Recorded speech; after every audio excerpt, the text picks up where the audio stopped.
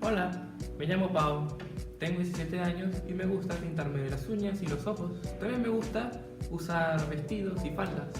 A mi novia le encanta y me entiende, pero ¿por qué los demás no pueden entender que me gusta usar otro tipo de ropa? Hola, em dic Júlia i tinc 18 anys. He nascut amb genitals masculins, però sóc tota una dona. No tinc parella i m'agraden les noies.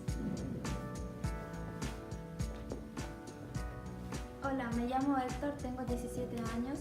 Aunque la sociedad me ha comprendido de mi género, yo he nacido con vagina y me siento como hombre.